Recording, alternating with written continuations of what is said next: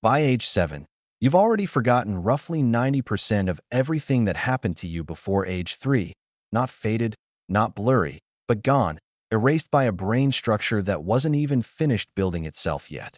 You don't remember being born, your first word, your first step, or the first time someone held you, and you looked up into their face like they were the only thing that existed. And here's the thing. Those moments happened. They were real. You were there, conscious, feeling, absorbing an entirely new universe at a speed your adult brain will never match again. And then it all vanished. Everything before roughly age 3 is gone for almost everyone. A few people hold on to a fragment from 4. But the most dramatic stretch of growth your brain will ever undergo exists, for you, in near total silence. So where did it go? This isn't ordinary forgetting, the kind where you misplace your keys and find them later. It's a near total erasure of the opening chapter of your existence, and nobody could fully explain why, until now. So, were you even conscious back then? Yes, unambiguously. Infants are not blank sponges passively absorbing light and sound. They're active, curious, emotionally responsive beings almost from the moment they arrive. A newborn can recognize its mother's voice within hours of birth, because that sound was already being encoded before they'd even opened their eyes to daylight. Within days, they respond differently to a familiar face than a stranger's. Someone is home in there, and yet none of it sticks, not in a form you can ever walk back into. The first clue comes from what memory actually is, and it's wildly counterintuitive. Memory is not a recording. The emotional charge gets processed in one place, the sensory detail somewhere else, the sequence of events somewhere else again. For you to end up with a retrievable memory, those scattered pieces have to be stitched together by a single structure, the hippocampus, the brain's indexer, the librarian binding fragments into a coherent whole and giving it a shelf you can later return to. Without that binding, you might process an experience, even be shaped by it emotionally, but you'll never have a conscious story of it you can deliberately call up. And here's the catch. In a human infant, the hippocampus is dramatically unfinished, not slightly behind schedule, functionally incomplete. The dense web of connections that allows fast, reliable filing hasn't been built yet, and won't be for 2 to 3 years, with some regions still under construction well into adolescence. A baby experiencing something wonderful or terrifying is like a camera recording onto a card that hasn't been inserted. The lens works, the processor runs, but there's nowhere for the footage to land. But that's only half the answer, because a typical 2 or 3-year-old, whose hippocampus is further along, still can't keep most of what happens to them. Here's where it gets stranger. There's a second mechanism called neurogenesis. Your brain manufactures new neurons across your life, particularly inside the hippocampus, and in early childhood that rate is staggeringly high, far higher than it will ever be again. Every new neuron has to wire itself into the existing network, and that process is disruptive. Picture a library adding hundreds of new shelves every single day, faster than anything can be cataloged, where books don't stay where you left them because the shelves keep moving. That's your hippocampus in the first years of life. The same explosion of growth that makes the infant brain the greatest learning machine it will ever be is what makes stable filing almost impossible. You were learning faster than you ever will again. The price was forgetting nearly everything you learned it from. Then there's a third factor, stranger than the other two combined: language. It sounds simple. A baby with no words can't form a worded memory, but it runs deeper.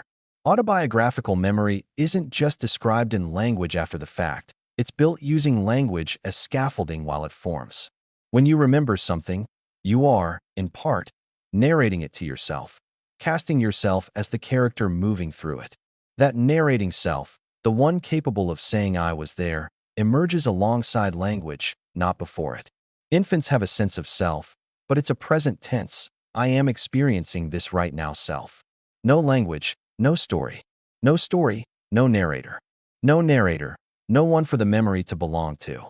Children who acquire language later tend to develop autobiographical memory later too, and bilingual children often recall earliest memories most vividly in the language they were using at the time. Children raised signing show the identical pattern of infantile amnesia as children raised speaking, which tells you it isn't spoken language doing the work, it's language as a cognitive system, period. So now you have 3 explanations stacked together: an unfinished hippocampus, an explosion of neurogenesis disrupting consolidation, and the absence of a language-built narrator, all conspiring at once to wipe out the most formative stretch of your entire life. Before we go further, sit with this for a second. What's the earliest memory you can reach for right now?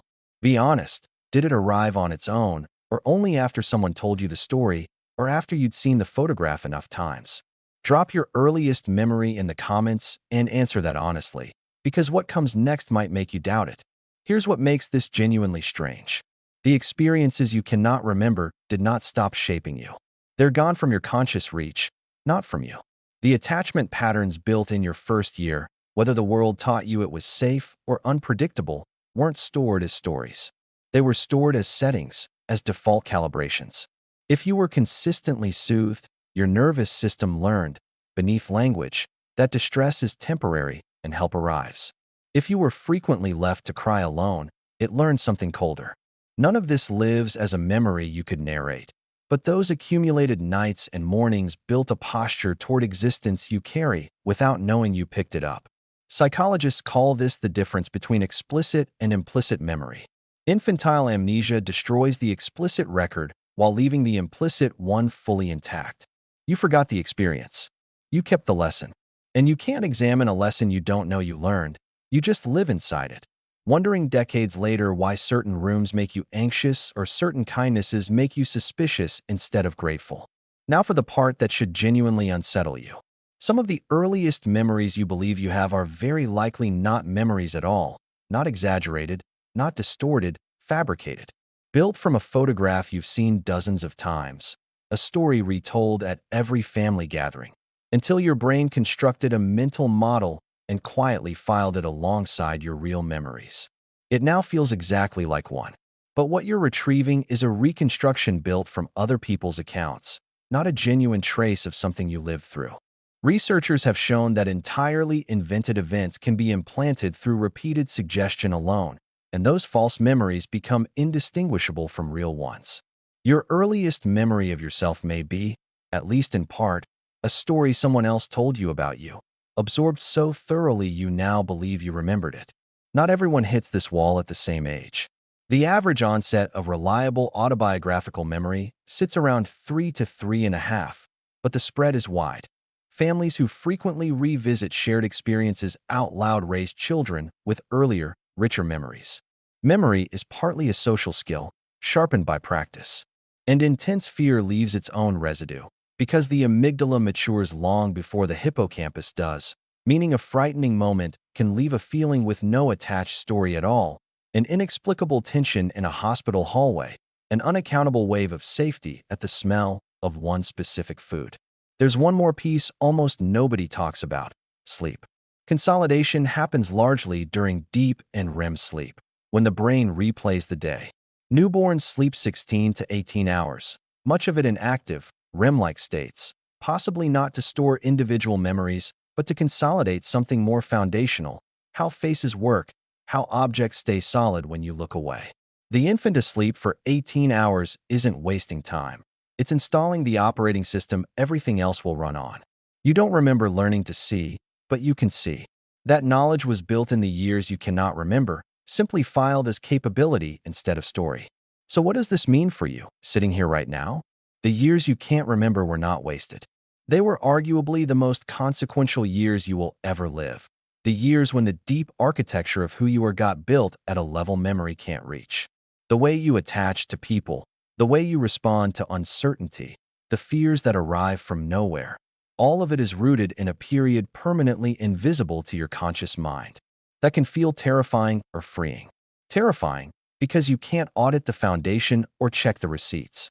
Freeing because no explicit memory also means no fixed story. The patterns laid down before you could speak are influential, but not destiny. They can still be updated by safe relationships, new experiences, the slow proof that the world isn't exactly what your 3-month-old self once concluded it was. And one last thought before you go. Every generation hands the next an inheritance they can't consciously remember receiving: attachment patterns, anxieties, a felt sense of whether the world is safe, passed silently from caregivers who absorb the same thing from their own caregivers, with no one able to point to where it started. You were given something invisible, and you're quietly passing something invisible on right now. If this kind of thing fascinates you as much as it fascinates me, hit subscribe, because there's a lot more buried in that part of your brain you've never been able to see, and we're only just getting started.